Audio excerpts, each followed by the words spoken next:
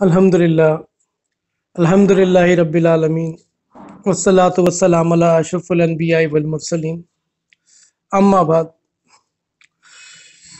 आजकल अमाले सोहलिया की तरफ से बहुत गफलत है और गुनाहों की तरफ रग़बत ज़्यादा है, क्योंकि गुनाहों में, शैतानियत में, बुरे कामों में कशिश होती है तो इंसान उसकी तरफ खिंचता चला जाता है और शैतान फुसलावे देता है, तसल्लियाँ देता है और गुनाह की तरफ राग़िब कराता है। जो लोग दीनदार समझे जाते हैं वो भी अक्सर गुनाहों में मुब्तला रहते हैं और हर एक ने अपनी मर्ज़ी से थोड़ी बहुत दीनदारी इख्तियार कर रखी है। जिसने जितना दीन अपना रखा है उसी को काफ़ी समझे हुए है और बाकी दीन जो शरीयत की ख़िलाफ़ वर्जियाँ होती हैं उनसे बचने का बिल्कुल भी एहतमाम नहीं किया जाता। ऐसे लाखों अफराद आपको अपने इर्द गिर्द मिलेंगे जो अपने दावे में मुसलमान हैं लेकिन गुनाहों में सर से पांव तक लथपथ, फसूक व फजूर में लिपटे हुए हैं और ना गुनाहों को तर्क करते हैं और ना ही तौबा इस्तिग़फ़ार की तरफ तवज्जो होने का कोई तसव्वुर पेश होता है। ऐसे अफराद हैं जो ये समझते हैं कि इतने गुनाह कर लिए, अब क्या तौबा कबूल होगी। इन अमूर को सामने रखकर इरादा हुआ कि तौबा की हकीकत और ज़रूरत और इस्तिग़फ़ार के दीनी और दुनियावी मुनाफ़े पर कुछ बयान किया जाए। अक्सर व बेशतर लोग शायद अल्लाह की रहमत से दूर हैं, अल्लाह की रहमत को जानते नहीं हैं। देखिए, अल्लाह ताला फरमाता है, और वो एक ऐसा है कि अपने बंदों की तौबा कबूल फरमाता है और वो तमाम गुनाह माफ़ फरमा देता है और जो कुछ तुम करते हो इसको जानता है और इन लोगों की इबादत कबूल फरमाता है जो ईमान लाए और नेक अमल किए और उनको अपने फजल से और ज़्यादा देता है। और जो लोग कुफ्र कर रहे हैं उनके लिए अल्लाह ने सख्त अज़ाब तैयार कर रखा है, उनके लिए सख्त अज़ाब है।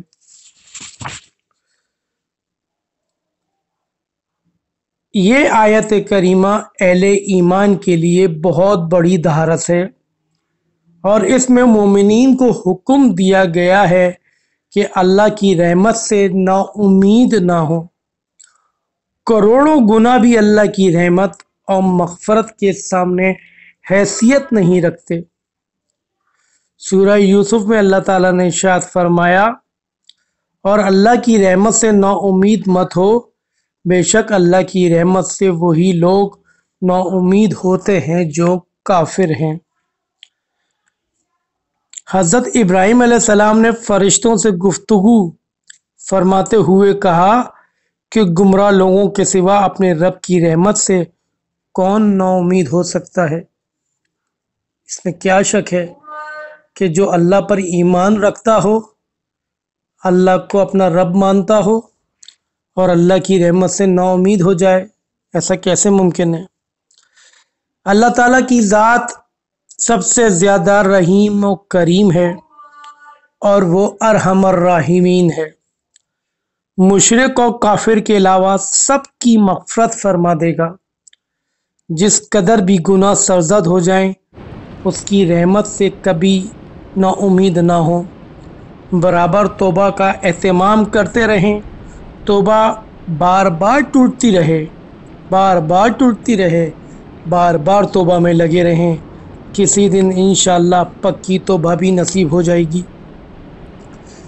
सगीरा गुनाहों की मग़फ़िरत और इनका कुफ़ारा तो अमाले सुहाले से भी होता रहता है, लेकिन कबीरा गुनाहों की यकीनी तौर पर मग़फ़िरत हो जाना तौबा के साथ मशरूत है। अगर तौबा न की और इसी तरह मौत आ गई तो बशर्ते ईमान मग़फ़िरत तो फिर भी हो जाएगी, लेकिन ये कोई ज़रूरी नहीं कि बिला अज़ाब के मग़फ़िरत हो जाए।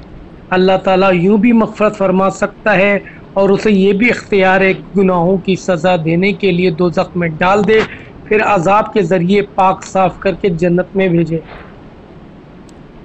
चूँकि अज़ाब का ख़तरा भी लगा हुआ है, इसलिए हमेशा पक्की तौबा और इस्तिग़फ़ार करते रहें और अल्लाह ताला से हमेशा मग़फ़िरत की उम्मीद रखें, इसकी रहमत से कभी नाउम्मीद ना हो, ताकि इस हाल में मौत आए कि तौबा के ज़रिए सब कुछ माफ़ हो चुका हो। कभी गुनाहों पर अकड़े नहीं, कभी गुनाहों पर बज़िद ना हो, कभी गुनाहों पर सीना तान के ना चलें। अगर आपको पता है कि आप एक गुनाह में मुब्तला हैं, उस गुनाह को कम से कम गुनाह समझें। ईमान का सबसे कम दर्जा है ये कि गुनाह को गुनाह समझा जाए। हालांकि सबसे ऊंचा दर्जा क्या है कि गुनाह को गुनाह समझकर उससे बचा जाए, लेकिन सबसे कमज़ोर दर्जा क्या है कि गुनाह को गुनाह समझा जाए। आजकल तो लोग गुनाह को गुनाह समझते ही नहीं हैं, बेपर्दगी को लोग गुनाह समझते ही नहीं हैं, दाढ़ी मूड़ने को लोग गुनाह समझते ही नहीं हैं, किसी की गीबत कर देने को, किसी की इज्जत उतार देने को लोग गुनाह समझते ही नहीं हैं। और जब आप इनसे कहिए कि आप पर्देदारी का एहतमाम कीजिए, आप दाढ़ी का एहतमाम कीजिए, तो जवाब क्या मिलता है? जवाब ये मिलता है कि आपके पास सिर्फ यही बातें रह गई हैं। दाढ़ी क्या सिर्फ इस्लाम में दाढ़ी है और कोई काम नहीं है? तो अपने गुनाह पर जब इंसान सीना तानता है तो ये बड़ी हलाकत की बात होती है। बाज़ लोग अपनी नादानी से कह देते हैं कि हम आज़ाब भुगत लेंगे, इन्हें मालूम नहीं है कि दोज़ख क्या चीज़ है। हदीस शरीफ में वारिद हुआ है कि दोज़ख की आग की गर्मी इतनी ज़्यादा है कि अगर दुनिया की आग की गर्मी को 70 मरतबा इकट्ठा कर लिया जाए तब भी दोज़ख की आग के बराबर न होगी। हम दुनिया की आग एक मिनट भी हाथ में लेकर बर्दाश्त नहीं कर सकते, फिर इतनी सख्त गर्मी वाली आखिरत वाली आग का अज़ाब भुगतने को कैसे तैयार हो जाते हैं? क्या गुनाह के ज़रिए जो ज़रा सी लज्जत महसूस होती है, ज़रा सी लज्जत के लिए अपने आप को इतने बड़े अज़ाब में डाल रहे हैं, अपने नफ्स को अज़ाब में डालने के लिए आमादा कर रहे हैं? देखिए, हमें ये भी मालूम होना चाहिए कि मग़फ़िरतों की खुशखबरी सुनकर गुनाहों पर जुर्रात करना और इस घुमंड में गुनाह करते चले जाना कि मरने से पहले तौबा कर लेंगे, बड़ी नादानी है मेरे भाई, बड़ी नादानी है। क्योंकि आइंदा का हाल मालूम नहीं है, क्या पता तौबा से पहले मौत आ जाए। फिर ये भी तजुर्बा है कि मौत से पहले तौबा इस्तिग़फ़ार की दौलत उन्हीं लोगों को नसीब होती है जो गुनाहों से बचने का ध्यान रखते हैं। और कभी कभार गुनाह हो जाता है तो तौबा कर लेते हैं, और जो लोग मग़फ़िरत की खुशखबरियों को सामने रखकर गुनाहों पर गुनाह करते चले जाते हैं, इनको तौबा इस्तिग़फ़ार का ख्याल तक नहीं आता। वफादार बंदों का क्या ये शार है? वफादार बंदों का ये शार नहीं कि मग़फ़िरत का वादा सुनकर बेखौफ हो जाएं कि अल्लाह ताला गफ़ूर रहीम है, अल्लाह की रहमत उसके गज़ब पे गालिब है, तो ये सुनकर हम बेखौफ हो जाएं। बल्कि मग़फ़िरतों की बशारतों के बाद और ज़्यादा गुनाहों से बचने اور نیکی میں ترقی کرنے کی طرف توجہ اور بڑھائیں۔ آپ صلی اللہ علیہ وسلم سے بڑھ کر کسی کے لیے بشارت نہیں ہے۔ آپ صلی اللہ علیہ وسلم تو اللہ نے چھوٹی سے چھوٹی لفظ سے سب کی مغفرت فرما دی، جس کا اعلان اللہ تعالیٰ نے سورہ فتح میں شروع میں ہی فرما دیا ہے۔ اس کے باوجود آپ صلی اللہ علیہ وسلم راتوں رات نمازیں پڑھتے تھے، جس کی وجہ سے آپ کے قدم مبارک سوج گئے تھے۔ جب کسی نے عرض کیا آپ اتنی عبادت میں محنت کیوں فرماتے ہیں، حالانکہ اللہ تعالیٰ نے آپ کا سب کچھ اگلا پچھلا جو کچھ عمل ہوگا معاف فرما دیا ہے، تو آپ صلی اللہ علیہ وسلم نے کیا فرمایا؟ کیا میں اللہ کا شکر گزار بندہ نہ بنوں؟ مطلب یہ ہے کہ اللہ پاک نے اتنی بڑی مہربانی فرمائی کہ میرا سب کچھ معاف فرما دیا، تو اس کی ناشکری کروں؟ کیا یہ تقاضا نہیں ہے کہ میں اس کا مزید اطاعت اور عبادت کے ذریعے اللہ کے قرب میں ترقی کرتا چلا جاؤں؟ تو بھائی بہت زیادہ ضروری ہے کہ ہم اپنے گناہ کو گناہ سمجھیں، گناہوں پر ندامت ہونی چاہیے، توبہ استغفار کریں، اور ندامت ایسی کہ آج اگر ایک گناہ سرزد ہو گیا تو میں پوری کوشش کروں کہ آئندہ مجھ سے یہ گناہ سرزد نہیں ہوگا، لیکن اگر یہ گناہ مجھ سے سرزد دوبارہ ہو جاتا ہے تو اللہ سے معافی مانگوں۔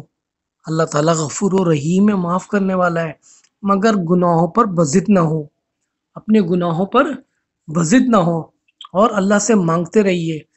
2 رکعت صلاۃ و حاجات پڑھ کے مانگتے رہیے کہ یا اللہ میں اس گناہ میں مبتلا ہوں، یا اللہ تو ہی غفور و رحیم ہے، اس گناہ سے مجھے بچا لے۔ اللہ سے مانگیے تو صحیح۔ دیکھیے اللہ تعالیٰ آپ کو کیسے منجھاروں سے نکال لے گا، کیسے منجھاروں میں نکال لے گا، اور اللہ تعالیٰ آپ کو گناہوں سے بچا لے گا۔ لیکن نیت تو کریں۔ اللہ تعالیٰ مجھے اور آپ کو، ہم سب کو عمل کرنے والا بنائے، سب کو توبہ استغفار کرنے والا بنائے۔ وآخر دعوانا والحمد للہ رب العالمین۔